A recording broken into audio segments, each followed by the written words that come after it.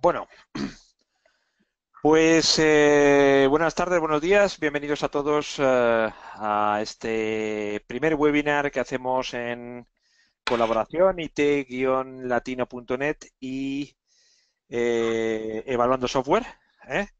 Ahí tenemos a Daniel Eisenberg desde Argentina y aquí me tenéis a mí, a Daniel Alguacil, los dos Danieles. Yo estoy aquí en Barcelona, aquí en España. Bueno, este es el primero de los webinars que vamos a celebrar en conjunto, que espero que sea bueno, pues una relación larga, duradera y fructífera, tocando diferentes aspectos relacionados con lo que nosotros solemos hablar, que es con el software corporativo. En esta primera ocasión, ya sabéis, bueno, pues Daniel va a presentar un estudio que han publicado recientemente en relativo a la demanda de software de Latinoamérica. Hará su presentación y luego pues abriremos un turno de preguntas que podréis hacer por escrito o vía micrófono. Todos los asistentes recibiréis una grabación con una grabación en vídeo con todo el webinar. O sea que no os preocupéis si os perdéis algo. Así que nada, Daniel, ¿cómo estás? Gracias, muy bien, muchas gracias. Buenos días a todos. Bienvenidos amigos de Latinoamérica y de España también, creo que hay algún asistente. Les voy a pedir disculpas por mi voz, pero me tomó el frío de golpe, así que la tengo un poco perdida. Y también les voy a pedir disculpas si ven algún parecido con algún actor de cine, como dicen algunos Bruce Willis, no tengo nada que ver con él, así que vamos a comenzar. Bueno, como ustedes han visto en el programa, vamos a hablar de varios temas relacionados con la demanda de software en América Latina. ¿Por qué es importante en este momento, ahora en octubre? Porque la mayoría de ustedes está preparando los presupuestos de ventas e inversiones para el año próximo, y entonces es bueno saber cómo está esa demanda ahora en América Latina. Antes que nada, quisiera ponernos en contexto. Dado que vamos a hablar de un montón de datos reales, quiero primero ponerlos en contexto de cómo es que se obtienen esos datos. Nosotros somos una compañía que se dedica a marketing para empresas de tecnología y lo que hacemos es detectar y relevar proyectos de software empresarial y en este caso proyectos que tienen inversión. La mayoría llamamos a los datos leads. Dado que estas leads hemos confirmado los datos y hemos confirmado con el contacto con el prospecto los datos de los que vamos a hablar, nosotros las llamamos, una vez que las calificamos, las llamamos como QBOs, Qualified Business Opportunity. Por eso quería mostrarles el contexto dentro del cual vamos a hablar de los datos hoy día. Desde el año 2009 hasta el presente, ustedes pueden ver aquí, en este gráfico, cuántas QBOs detectamos eh, por año. ¿Está bien? 2017 llevamos 374, todavía no terminó el año, estimamos que vamos a pasar las 430. Como ustedes pueden ver, año a año es bastante pareja la detección, es decir, la conversión en oportunidades calificadas, que es muy distinto de una lead. Desde el año 2009 llevamos más de 3.000 QBOs detectadas por valor de 739 millones de dólares. ¿Qué significa este número? Significa que las empresas con las que hemos tomado contacto, que son posibles demandantes, declararon tener presupuestos por 739 millones de dólares. Estamos hablando de empresas de América Latina, excluido Brasil, y también hemos excluido a España, si bien tenemos los datos de España también. Dado que la QBO para nosotros comienza cuando hacemos la detección y la verificación de datos y termina cuando la QBO por alguna razón muere, sabemos perfectamente cómo es su ciclo. Por eso podemos decir que 46% se cierran, 20% aún se encuentran en un proceso comercial, 22% se encuentran con decisión diferida y tan solo un 12% están fuera de proceso, bien porque hubo un cambio de prioridades de parte de la empresa demandante o bien porque fueron datos que realmente tomamos mal o perdimos el tiempo. Veamos entonces ahora el primero de los temas, que es las razones por las cuales buscan software las empresas. Siempre que hablamos de software empresarial. Y de acá en adelante nos vamos a referir al periodo 2013-2017, es decir, los últimos 5 años, que son aproximadamente de 1800 a 1812 casos. En algunos gráficos van a ver 1800, en otros 1812. La razón es que algunos gráficos se hicieron hace 3 días atrás y otros se hicieron hace un día atrás. El 67% busca software por razones empresariales. ¿Qué es una razón empresarial? Una ampliación de planta, el inicio de actividades, por ejemplo, falta de funcionalidad, es decir, porque están encarando nuevos negocios, integración de información, integración de sistemas, crecimiento. Estas son las razones empresariales. Después están las razones técnicas. Generalmente la razón técnica se concentra en actualización de sistemas. Y casi siempre el que está vinculado con la actualización de sistemas o la actualización tecnológica es alguien de tecnología, a diferencia de las razones empresariales, que normalmente es gente que está vinculada al negocio. Luego pueden ver que hay un porcentaje cercano al 10%, 9,95, que están buscando software empresarial porque tienen conflictos con el producto, conflictos con el proveedor o discrepancias con el producto. Y finalmente, un menor porcentaje por otras razones. Este gráfico muestra claramente que la razón empresarial es la más importante de las búsquedas de software y no la razón tecnológica. Lo digo y lo remarco porque muchos vendors, muchos proveedores, creen que la tecnología es prácticamente el motivador de los cambios o de la búsqueda de nuevo software. ¿Cómo es el mercado? Lo primero que quiero contarles es lo que está referido a los mercados más demandantes. El resto de los mercados también los tenemos, pero he puesto acá los más demandantes en América Latina, que son Ecuador, México, Chile, Colombia, Perú y Argentina. El mayor mercado demandante, obviamente, hispanoparlante, es México, seguido por Colombia y a veces Perú. Pero el que tiene el mayor ticket promedio es Ecuador. ¿Por qué? Porque la mayoría de los negocios que hemos detectado en Ecuador están referidos a gobierno, y en gobierno la inversión es mayor. Entonces aquí podemos ver que el ticket promedio por país en Ecuador es de $607.000, en México es de $289.000, en Chile $214.000, en Colombia $210.000, en Perú $172.000 y en Argentina $97.000.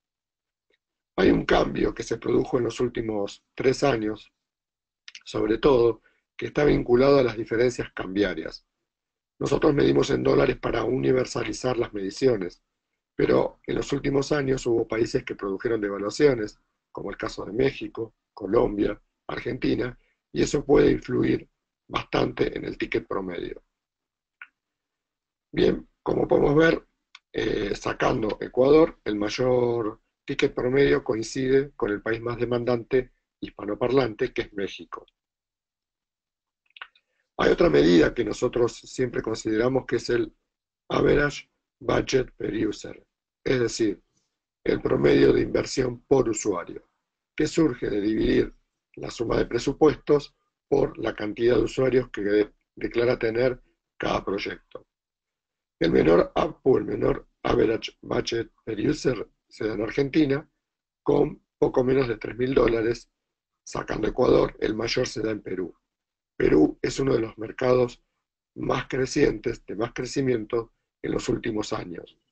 Insisto, el más voluminoso es México, pero los de mayor crecimiento son Perú y Colombia. Argentina retomó en el último tiempo. También lo tenemos a Chile como otro de los mercados que crece, pero creció sobre todo en el año pasado. Este año Perú es el que está siendo más demandante. Hay una razón también para ello, y es que en Perú tradicionalmente el mercado se desenvolvió en torno al desarrollo a medida. Una vez más les pido disculpas por la voz. ¿Cuál es el perfil de las empresas que demandan? En este gráfico podemos ver eh, dos figuras superpuestas.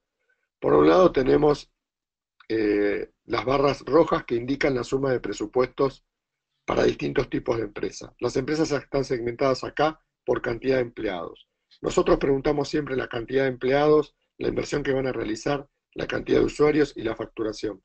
No siempre obtenemos el dato de la facturación, porque a veces nos lo niegan diciendo que es confidencial, pero sí obtenemos el presupuesto y también obtenemos la cantidad de empleados. La segmentación de cantidad de empleados la hemos tomado de esta manera porque en cada país de los que tratamos, la segmentación en grandes y pequeñas y medianas puede variar, pero mayormente está alrededor de estos segmentos. Como ustedes pueden ver acá, el segmento de menos de 11 empleados es un segmento de muchas empresas, 258, pero poca inversión. La suma de todos los presupuestos en estos 1.800 casos o 1.812 que estamos tratando es de casi 3 millones de dólares. En cambio, cuando nos movemos en los segmentos de 11 a 50, de 51 a 250 y de 251 a 500 empleados, vemos que está mayoritariamente ahí la inversión. Estamos hablando de poco más de 1.300 empresas, ¿verdad? Que están invirtiendo algo así como casi 200 millones de dólares. ¿Por qué estos tres segmentos los puse separados pero los menciono juntos? Para nosotros, una pequeña y mediana empresa es aquella que tiene de 10 empleados para arriba y menos de 500. Si bien las problemáticas en cada uno de estos segmentos son distintos, hay casi una cantidad de cosas en común que nos tientan o nos llevan a agruparlos. Y después tenemos el segmento de más de 500 empleados, donde hemos registrado demanda o demandantes de 234 empresas por valor de 245 millones de dólares. Por otra parte, esta segmentación es importante por algo que vamos a ver dentro de un ratito, y es quiénes son los competidores o quiénes son los que más negocios ganan en esta muestra que nosotros tenemos del mercado y que tiene que ver con nuestro trabajo de detección de demanda. Quiero dejar esta imagen un ratito más para que ustedes la vean, y si bien van a recibir la grabación, es bueno que sepan por qué la hemos hecho de esta manera esta segmentación. Como modo de ejemplo, solamente como ejemplo, les quiero comentar que el mercado de 11 a 500 empleados es muy grande. Tan solo en Argentina, por nombrarles un caso, si bien conozco todos los países, hay más de 89.000 empresas dentro de este mercado. O sea, imagínense lo enorme que es en toda América Latina. De hecho, en América Latina, dentro de este mercado, hay cerca de 10 millones de empresas. Por eso es el mercado donde se pelean la mayoría de los vendors. El mercado más alto es un mercado que ya fue descremado en la década de los 90, con GE Edwards, SAP, Oracle, BAM, Infor y otros. Después ese mercado se fue consolidando, pero es el mercado que fue descremado prácticamente en la década de los 90, y ahora es el mercado donde todos apuntan, es el mercado medio. Bien, hemos visto el mercado, vamos a hablar ahora de los sectores de ese mercado. Nosotros tenemos dividido los sectores en 5. Servicios, no cabe duda que servicios. Por ejemplo, ponemos dentro de servicios a la construcción, a lo que podría ser servicios de salud, podrían ser también todo lo vinculado con utilities. Después tenemos el mercado de fabricación y distribución, que son las empresas que fabrican y al mismo tiempo distribuyen, las que se ocupan solamente de la distribución, lo que llamamos el mercado de producción, que tiene que ver con las industrias extractivas de la tierra, la minería, la vitivinicultura, el agro, y finalmente el mercado de fabricación, que es la manufactura. En estos años, en estos 1.812 casos, el sector que más invirtió es el de servicios, que declaró tener presupuestos por 215 millones de dólares. Siempre estamos hablando de dólares, dólares estadounidenses. Luego sigue fabricación y distribución por 121 millones de dólares, distribución con 60 millones de dólares, producción 18 millones de dólares y finalmente manufactura con 16 millones de dólares. Si bien la demanda detectada muestra que servicios es el segmento o el sector con mayor inversión, el average budget per user será más alto en el caso de fabricación y distribución y luego continúa con producción. Este gráfico lo que muestra justamente es el promedio de inversión por usuario de cada uno de estos segmentos o de cada uno de estos sectores. Una pregunta que siempre surge es qué se considera dentro de cada uno de estos presupuestos. Nosotros fundamentalmente consideramos el valor que el cliente o el prospecto está dispuesto a pagar en licencias y en implementación, en consultoría de implementación. Ocasionalmente, muy pocas veces, también está incluido el fee anual de mantenimiento, porque la mayoría de las compañías que están buscando software empresarial no saben muchas veces que lo tienen que pagar, ni por diferido, ni por adelantado.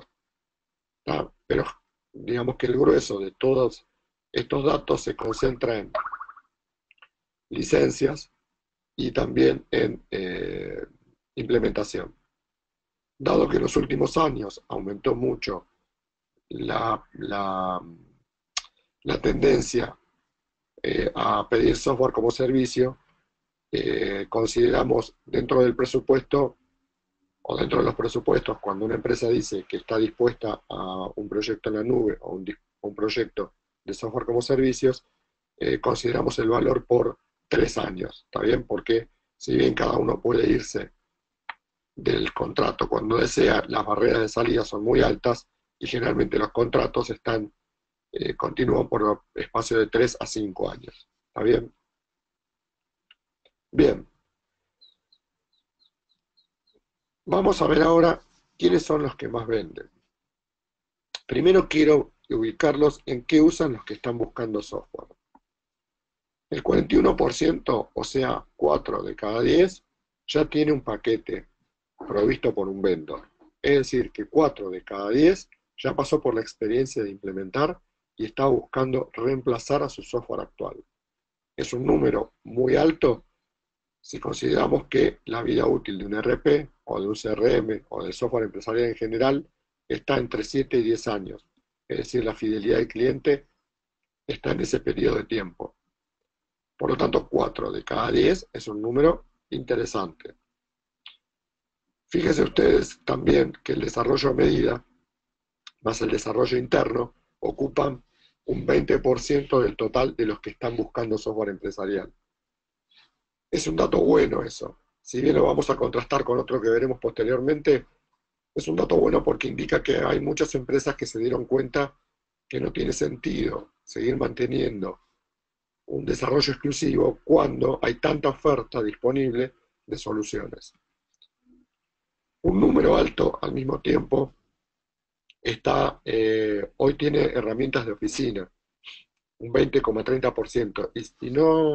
Y si bien muchos creen que que son empresas pequeñas, les puedo asegurar que hay empresas de 400 empleados, por ejemplo, cuya problemática obviamente obedece a 400 empleados, que usan herramientas de oficina, aunque parezca mentira.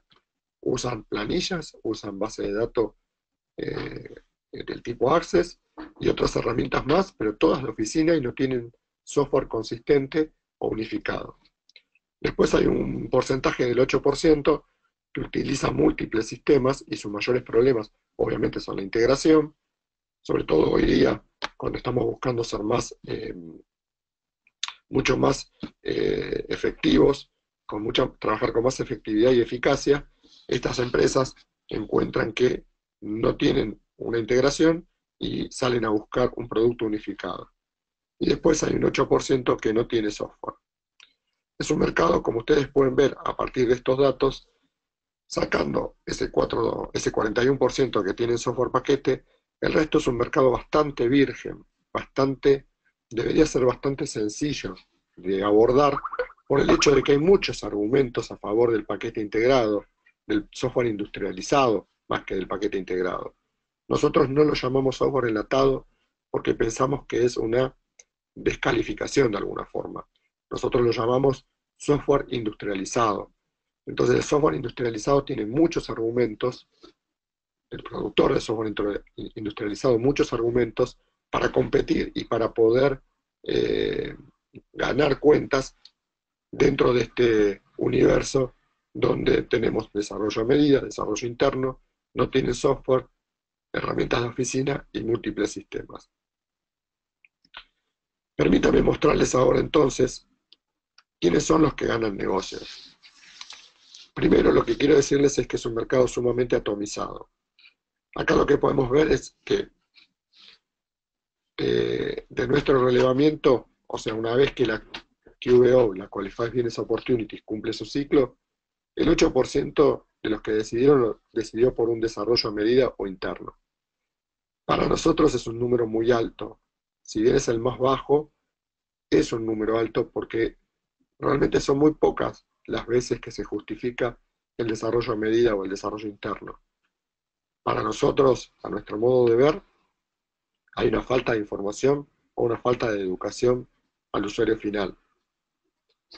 Piensen ustedes que tan solo en América Latina hay una oferta cercana a los 1800 tipos de software de gestión diferentes, 1800 a 2000.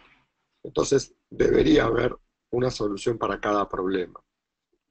Un 29,66 no informan porque nos dicen que es confidencial o porque no nos quieren informar, desafortunadamente, pero bueno, es parte de la realidad. Un 20,72 son proveedores no conocidos.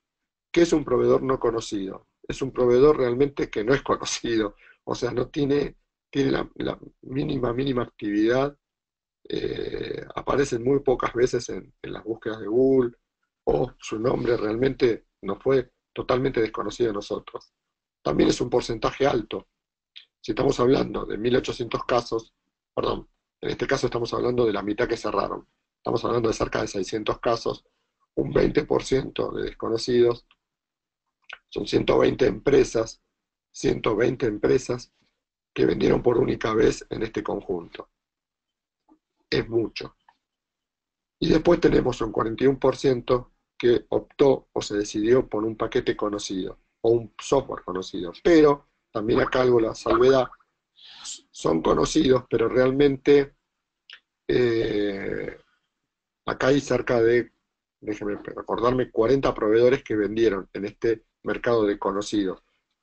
40 o 50 proveedores, de los cuales realmente 10 o 15 son conocidos. El resto vendieron una sola vez también. Pero bueno, tienen un nombre con un poquitito más de relevancia. Lo que quiero mostrarles es que es un mercado muy, pero muy atomizado.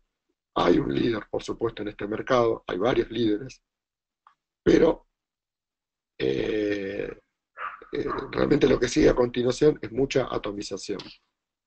No hay una verdadera consolidación como ocurrió, por ejemplo, con los grandes players que se consolidaron, bueno, todos saben la historia. PeopleSoft compró GD Edwards y a su vez después PeopleSoft fue comprado por Oracle, Infor compró varias marcas, Totus de Brasil compró varias marcas en América Latina, pero eso no sucedió con gran parte del mercado que sigue siendo ventas unitarias de a uno o dos proyectos por año, que realmente, digamos, para una empresa podría ser importante, pero en el contexto del mercado es muy difícil saber cómo sobreviven o cómo se actualizan esas compañías. El ranking de ventas lo tienen en este orden, digamos, ustedes me podrán discutir un montón de cosas acá, podrá doler o no doler, pero esta es la realidad. Tenemos suficiente cantidad de casos como para justificarlo. El líder, obviamente, en este ranking es SAP Business One, que si bien en algunos países apareció en los últimos años, rápidamente pasó a tomar la delantera. Después está Microsoft Dynamics en todas sus versiones, todas las versiones que se venden de Microsoft Dynamics como RP o como CRM también, ocupan el segundo lugar. Después sigue Softland, que es una compañía con alcance regional, otro de los players que compró varias empresas y que a poco las está unificando. Después sigue Totus, que si bien es líder en Brasil, fuera de Brasil la tiene que pelear bastante. Calypso, que es un proveedor argentino que vende fundamentalmente en Argentina y en México. Epicor, que es un proveedor de Estados Unidos. perdón, que tiene sede en Monterrey, en México, pero no es mexicano. Ceres, que es un producto también argentino que vende a través de la web, Intelisys, que es de México. Después están los productos Open, que contrariamente a lo que uno piensa, si bien la tecnología de base, la tecnología abierta de base es muy difundida, perdón, no pasa lo mismo con el software aplicativo. Y finalmente, entre los 10 que más venden, en último lugar está Oracle, que en los últimos años no hizo tanta fuerza en su software de gestión. Y a continuación hay más de 40 proveedores que forman parte de ese 41%. Bien, entonces hemos visto el contexto, por qué están buscando, las razones por qué motivan los cambios, hemos visto cómo se compone el mercado, cuánto se invierte como ticket promedio, también hemos visto el promedio de inversión por usuario, hemos visto los sectores que más invierten y también los que más venden. Uno de los temas que vamos a tratar en el webinario es justamente algunas recomendaciones. Entonces vamos a ver cada realidad con algunas claves para poder vender. Como bien dije y recargué, la oferta está muy atomizada. Les puedo asegurar que los mensajes que da cada una de las compañías es muy parecido. Muy, pero muy parecido. Cada uno de ustedes podrá decirme ahora, nuestro mensaje es diferente, pero les aseguro que es muy parecido y de hecho si ustedes entran a las páginas web de sus competidores, van a ver que todos tienen compromiso con el cliente, todos tienen compromiso con la tecnología, todos están, o casi todos, escriben como mensaje tener la mejor tecnología, atender al cliente personalmente.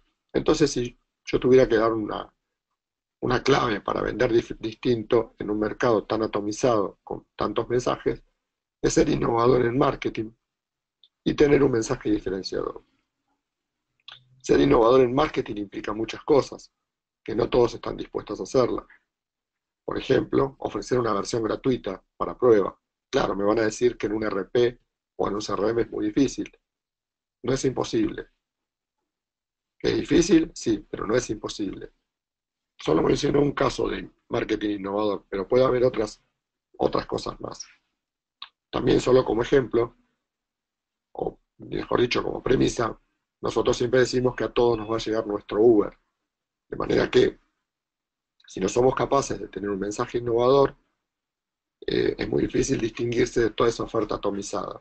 O de aquellos jugadores que están entrando al mercado y que realmente van a ser innovadores. Ustedes han visto que 4 de cada 10 tienen paquete, un software paquete provisto por un vendor. Es decir, que son empresas que ya pasaron, perdón, ya pasaron por el proceso de implementación, ya tienen la experiencia y buscan una solución rápida. Por lo tanto, una de las claves que a mí me parece, que a nosotros nos parece, deben ofrecer las empresas para poder convencer más rápidamente a esos 4 de cada 10, es tener implementaciones rápidas. Si consideramos, vamos a hacer una cuenta juntos, todos los que estamos acá, hablando de generalidades, no de las excepciones. Si consideramos que el ciclo de venta para un software empresarial es del orden de los 6 meses, algunos me podrán decir nosotros vendemos en un mes, otros en 3 meses, otros venderán en 12 años. Pero como estuve en la industria, en varias posiciones, digamos, ¿no? Yo sé que el ciclo promedio es de 6 meses.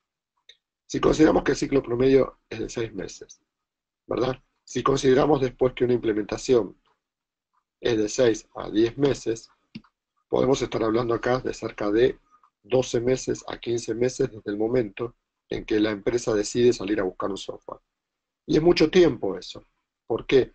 Porque realmente, si la razón por la cual se está buscando software es una razón empresarial, 12 a 15 meses es probable que haga perder una ventana, la ventana de tiempo por la cual el empresario salió a buscar software. Entonces, ofrecer implementaciones rápidas o metodologías rápidas creo que es una de las claves para estas 4 de cada 10 compañías que están buscando reemplazar su software actual. SAP evidentemente tiene un liderazgo Cuando yo quiero contarles una anécdota, cuando me pongo a conversar con cada una de las compañías que hablo, las medianas, que todas quieren competir con SAP y dicen que su producto se parece a SAP, que es mejor que SAP incluso. Pero después la competencia es distinta, o sea, más allá de lo que cada uno quiera o donde quiera pararse, lo importante es dónde los para el cliente, el prospecto. Entonces, SAP indudablemente tiene un liderazgo. No se puede competir con SAP, si hay gente de SAP en la sala, lo debe saber bien, no se puede competir con SAP con las mismas herramientas que usa SAP. No se puede competir con marketing porque SAP tiene una de las maquinarias de marketing junto con Microsoft y después con Oracle, tienen las tres maquinarias de marketing más grandes que hay en el mercado. Por lo tanto, es imposible competir por marketing como compiten ellos, porque la mayoría de los que conforman el mercado de la oferta no tienen esos recursos. ¿Tá? Y no hablo solo de recursos económicos, están los talentos, los recursos intelectuales también. Pero hay muchos argumentos por los cuales puede competir una empresa como la mayoría de los oferentes del mercado. Por ejemplo, la cercanía al cliente, tanto la cercanía geográfica como la cercanía de la postventa o la cercanía que tiene que ver con la atención. Ahí puede competir, porque seguramente una empresa más chica tiene mayor conocimiento del cliente, un gran conocimiento del cliente y mayor relación con ese cliente entre las personas. La otra forma en que puede competir es con los casos. Muchas de las empresas que conforman el mercado de oferta media no tienen casos publicados, no trabajan en la publicación de casos, y entonces es muy difícil darse a conocer si no hay ese tipo de elementos que le puedan dar respaldo a lo que hacen. Entonces, muchos me dicen, nosotros tenemos casos, entra a mi página web y vas a ver los clientes. Clientes, la lista de clientes es una cosa distinta de casos. Aún más, la lista de clientes no refleja de por sí realmente quiénes son clientes, porque como ustedes saben, hay clientes activos y clientes que no están activos. Clientes no activos son aquellos que compraron el software y dejaron de pagar el fee anual, y esos no son clientes activos ya. En cambio, cliente activo, que es mucho menor la cantidad, son los que pagan fee. Pero eso no indica realmente que son casos. Casos es cuando se puede documentar todo el proceso, es decir, por qué el cliente buscaba software, por qué los eligió a ustedes y cómo se desarrolló el proceso. El otro elemento con el cual pueden competir contra los grandes, contra empresas que tienen una maquinaria de marketing, como bien dije, como SAP, Microsoft u Oracle, además de que tienen buenos casos, tienen una maquinaria de marketing, o sea, no es solo marketing lo que hacen, ellos también tienen buenos casos y tienen muchos casos reputables, tienen muchas referencias. Pero bueno, acá estamos tratando de hablar para todos. Entonces decía, el otro elemento es con mayor exposición. Mayor exposición no significa hacer mayor publicidad o hacer más campañas de AdWords. No, mayor exposición también es, entre otras cosas, tener los casos, participar de seminarios, participar de experiencias, ser oradores en algún lugar, hacer referencia, escribir. Por ejemplo, escribir artículos que tengan que ver con la industria, no con el producto que ustedes venden. Porque el producto que ustedes venden, la persona que lee, sabe que está, digamos, que el artículo está sesgado o el contenido está sesgado por lo que ustedes quieren vender. No obstante, sin embargo, si se escribe para lo que tiene que ver con la industria, para las problemáticas que se resuelven con el software empresarial, si se escribe para aquello que tiene que ver con educar al usuario, al cliente final, el posicionamiento es distinto. Tenemos un cliente, por darles un ejemplo, que no invierte tanto dinero en marketing. Sin embargo, el presidente de la empresa tiene muchísima exposición, porque siempre está opinando. Algunos van a estar en contra y otros a favor, pero opina, participa y hace cosas. Y se da a conocer de esa manera. Tenemos otro cliente, que es una empresa mucho más chica, que participa o tiene mayor exposición siendo miembro de algunas cámaras. ¿Está bien? Entonces en esas cámaras da a conocer su punto de vista, está su nombre, y de esa forma participa y tiene mayor exposición. Digamos que el conocimiento muchas veces, si no se paga de una manera, se paga en otra. Es decir, si no se paga con dinero por el marketing, se paga con tiempo. ¿Qué es lo que hacemos la mayoría de las empresas más pequeñas? Como no tenemos los recursos de las más grandes, invertimos tiempo para tener mayor exposición. Eso no quiere decir que que le van a sacar el liderazgo a SAP, que además, como dije, de tener buena maquinaria, además tiene buenos casos y tiene también su producto y muchos casos referenciables. Entonces decía, lo que nos va a lograr tener mayor exposición, tener los casos, esgrimir la cercanía con el cliente, es competir en aquellos segmentos donde sabemos que podemos competir. Yo les mencioné al inicio que había cerca de 280 y pico de empresas que tenían más de 500 empleados. Es muy probable que para algunos de ustedes sea un segmento de competencia y para otros no. Entonces, ¿para qué ir a competir a ese mercado de 280 y algo de empresas, donde sí podemos ganar a un cliente, pero no podemos competir frontalmente porque, digamos, no tenemos muchas veces los recursos para hacerlo? Y aquí un mensaje muy especial para aquellos que están en el segmento PYME de 11 a 500 empleados. Digamos, no tiene sentido discutir si 500 empleados es una pyme o no. Seguramente no sea una pyme en muchos aspectos, pero tiene muchas cosas en común con una empresa de 200 empleados. Lo primero que quiero decirles acá es que en este mercado notamos mucha falta de conocimiento de parte de la empresa compradora, o sea, del demandante. ¿En qué le falta el conocimiento? Le falta conocimiento, por ejemplo, en cómo elegir software. ¿Tá? Le falta mucho conocimiento en eso. Nos preguntan muchas veces cómo tendrían que encarar un proceso. Le falta mucho conocimiento en el proyecto en sí mismo, en el proyecto que viene posteriormente a la compra, como es la implementación, por ejemplo. Les cuesta entender que una implementación puede durar 6 meses o 10 meses. Les cuesta. Para ellos, para muchos de los que están en este segmento, es como instalar un Word. Y no es así, ya lo sabemos. Les cuesta, por ejemplo, entender, sobre todo las empresas que tienen de 200 empleados para abajo, que necesitan un líder dentro del proyecto de implementación. Ellos creen, muchos creen que es una cuestión tecnológica y llaman a la persona de sistemas o contratan a una persona de sistemas porque como estamos hablando de sistemas, tiene que haber alguien de sistemas. Cuando en realidad, todos lo sabemos, la mayoría lo sabemos, una implementación tiene algo de sistemas y mucho de negocios. Entonces, le falta a estas compañías entender que el liderazgo del proyecto tiene que estar a cargo de alguien que sea del negocio, con apoyo de alguien de sistemas, pero sobre todo alguien que sea del negocio. Por eso nosotros como claves dentro de este segmento ponemos el trabajo en educación y el trabajo para la industria.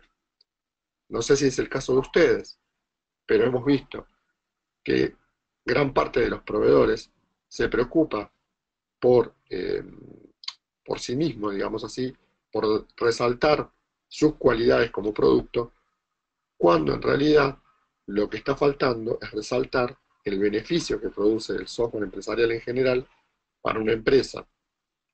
De hecho, si vemos los gráficos que le mostré anteriormente, 6 de cada 10 empresas que están buscando software, digamos, no tienen un paquete provisto por vendor, sino que tienen desarrollo a medida, herramientas Excel, etcétera, etcétera. ¿Está bien? Bien. Finalmente, como idea general de las claves para poder vender, eh, yo diría que hay que elegir bien el segmento del mercado en el cual uno quiere competir. Hay veces que se puede competir en los mercados superiores, hay veces que no. Por eso es importante tener claro en cuáles mercados competir, y en cada uno de ellos siempre hay un grupo de empresas líderes y un grupo de empresas que no lo son tanto. Bien. Como bien dijo Daniel, mi tocayo, al inicio del webinario, este es un trabajo, un esfuerzo conjunto que estamos haciendo IT Latino con Evaluando, y no va a ser el primero de los webinarios que vamos a dar. Dejo abierto el espacio para las preguntas que ustedes quieran realizarme. Muy bien. Ahora me oís. Muy bien, Daniel. Pues muchas gracias por la presentación y efectivamente pasamos ahora a la mesa redonda alrededor de lo que nos ha comentado Daniel. Os digo para, si queréis intervenir, hombre, os aconsejo que lo hagáis vía micrófono, que es más directo. Lo único que tenéis que hacer es levantar la mano accionando el botoncito que aparece en el panel de control de Go to Webinar, que pone levantar mano, ¿eh? Y yo sabré que queréis plantear una pregunta o un comentario vía micrófono, ¿eh? Yo os abro el micrófono. Para ello, lógicamente, tenéis que tener un micrófono conectado. Y si no, pues también podéis plantear las dudas o cuestiones por el chat. Bueno, pues mientras os vais animando, yo voy a hacer un par de comentarios aquí a Daniel.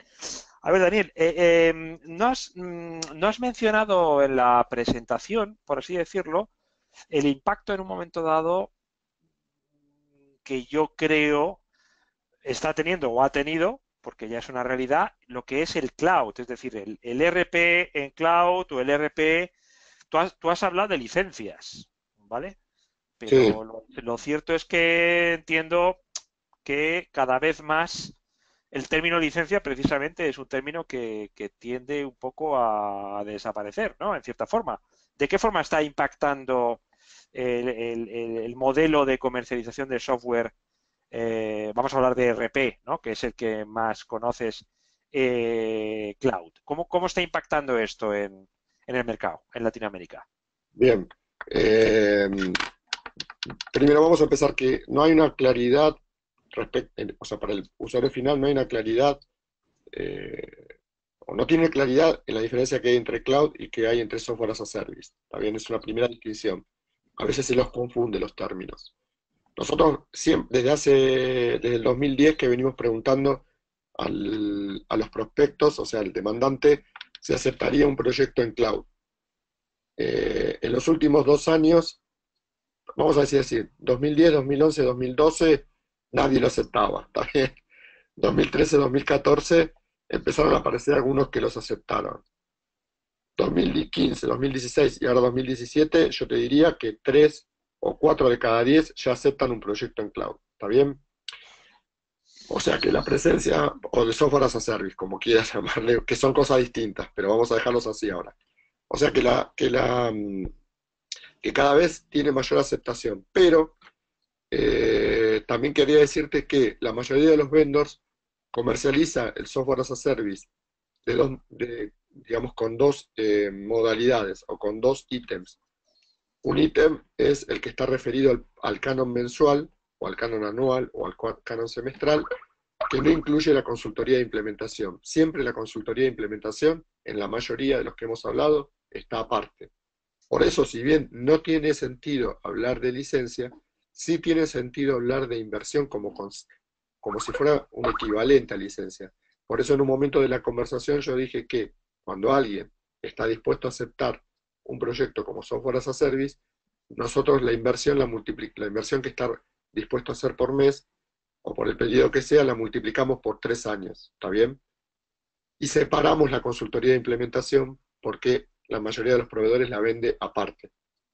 Cosa, y acá más de uno va a protestar, cosa en la que yo no estoy de acuerdo porque para mí rompe el concepto de software as a service.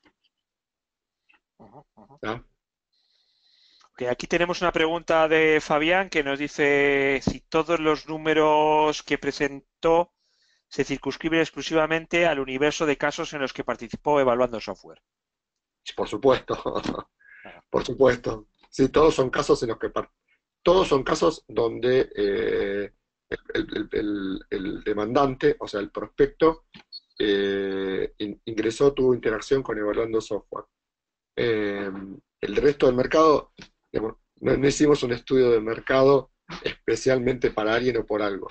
También es bueno decirle a Fabián que si bien nosotros vemos aproximadamente el 12 al 15% del mercado, o sea, lo que entra que está en nuestro sistema de detección es eso, es mucho, es muy grande, ¿está bien? Hay un 85% del mercado que probablemente no estemos viendo, pero el 15% que estamos viendo, que en estos 5 años fueron 1.800 casos, es mucho más que lo que ve la mayoría de los proveedores. ujú. Bueno, recordaros que si queréis participar vía micrófono, pues lo primero que tenéis que tener es un micrófono conectado y luego levantáis la mano y yo os abro el micro. ¿Eh? Hay un aspecto a la hora de conocer, por así decirlo, a los proveedores. eh, Efectivamente, fuera de los más conocidos o los más típicos, ¿no? Que son, pues, como siempre, tanto en España como en Latinoamérica, pues SAP, Microsoft, ¿no? Aunque quizá aquí en España ya no es tan así, ¿no? Porque hay ya quizá una mayor cultura a la hora de buscar alternativas, ¿no? Y sobre todo, y es lo que te iba a preguntar, has comentado el tema de los casos. Yo creo que los casos son lo más fundamental a la hora de vender este tipo de software. Es decir, efectivamente, yo también me di cuenta, por ejemplo, pues hay fabricantes que recibo como medio de comunicación, recibimos habitualmente muchas notas de prensa y mucha información exclusivamente relativa a casos, y creo que este es el camino, porque es la única forma realmente de poder o una de las principales formas a la hora de decidirse, ¿no? Por una herramienta u otra. Sí, antes de responderte esto, déjame aclarar una cosita más relacionada con la pregunta de Fabián. ¿Puede ser? Ujú, ujú. Eh, Absolutamente. nosotros, quería decirle a Fabián y a los que están escuchando, a los asistentes, que somos un medio objetivo e imparcial. Nosotros no tenemos compromiso con nadie, tenemos compromiso con dos partes nada más, con el lector y obviamente cumplir con nuestros clientes. Pero no hacemos recomendación de software, no hacemos ninguna sugerencia de nada, porque eso nos quitaría el principal activo que tenemos, que es la credibilidad. Tenemos herramientas que hacen recomendaciones automáticas sin intervención nuestra. Y en esas herramientas están quienes son nuestros clientes y quienes no son nuestros clientes. ¿Está bien? Pero somos objetivos e imparciales, no tenemos preferencia. Por eso los 1.800 casos que mencioné de estos últimos 5 años, recuerde que son 3.000 en total, tienen que ver con el trabajo este de imparcialidad. Bueno, ahora para responder o para ampliar el tema de los casos. Nosotros también recibimos como medio de difusión que también somos, recibimos muchas gacetillas o partes de prensa de negocios cerrados. No necesariamente es un caso. ¿Tá? ¿Por qué? Porque muchas veces el cliente autoriza a publicar que firmó contrato con tal o cual, pero no hay un trabajo luego posterior de, ¿cómo se llama?, documentar el caso con todo lo que tiene que ver más allá de la gacetilla de prensa. Un caso mostraría, por ejemplo, podría ser hablar del perfil de la empresa, qué estaba usando, cuáles eran sus problemas, por qué decidió encargar un reemplazo o una búsqueda de software, por qué decidió por tal o cual. ¿Me explico? Eso sería documentar un caso. Ujú. En cualquier forma, es evidente que es importante el tema de los casos.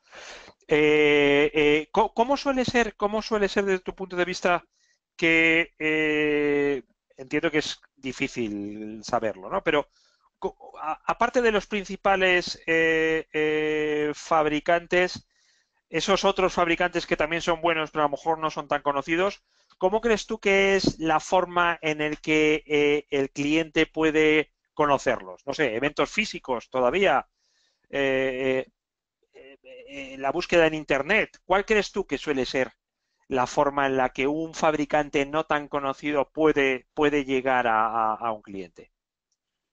Bueno, podemos dividirlos en dos, los genéricos y los verticales, ¿está bien? Porque son Ujú, dos estrategias distintas. En los verticales es muy fácil.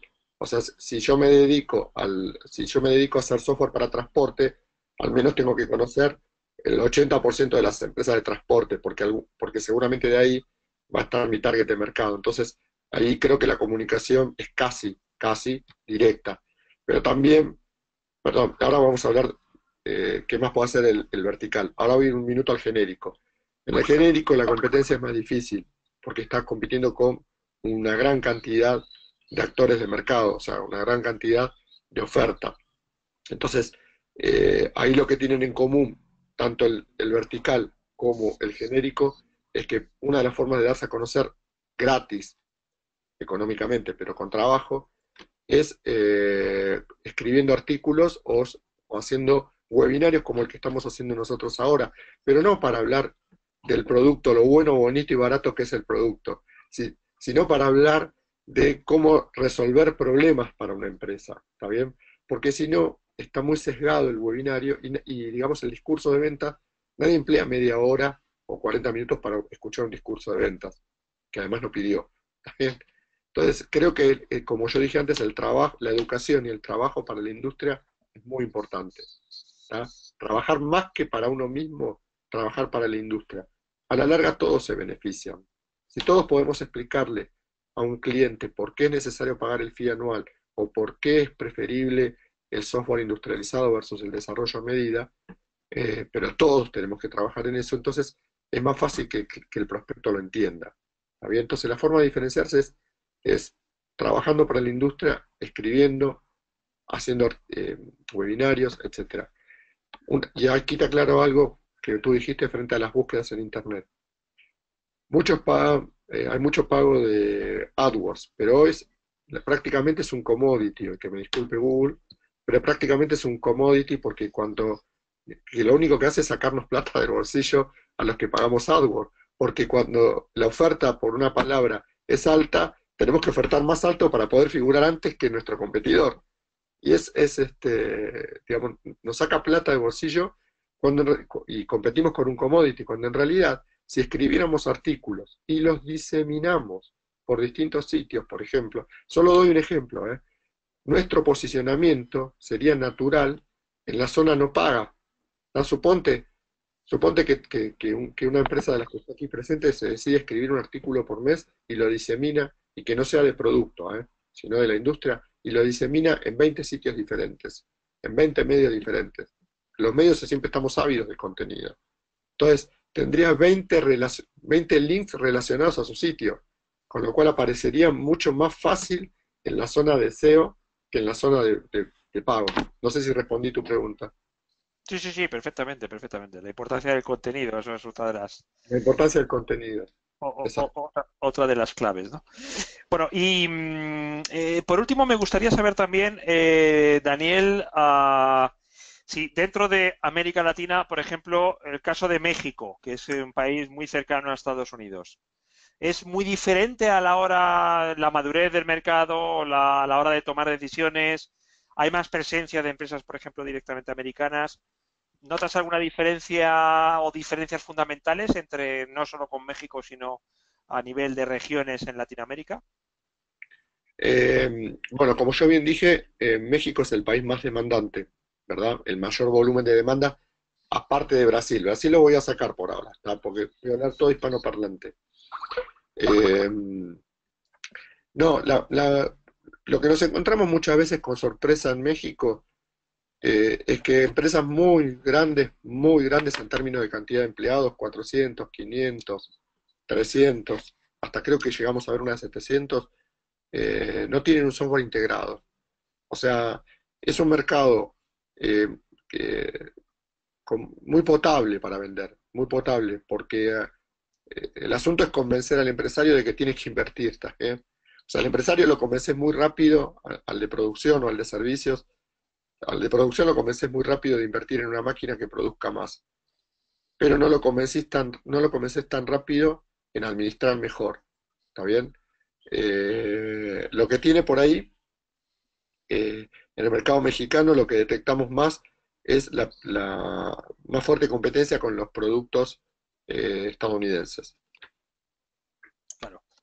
Bueno, y una cosa que también quería preguntarte, que a la hora de tomar la decisión, ¿podrías trazar, por así decirlo, una tendencia de qué departamento o qué líderes, por así decirlo, están tomando esa decisión?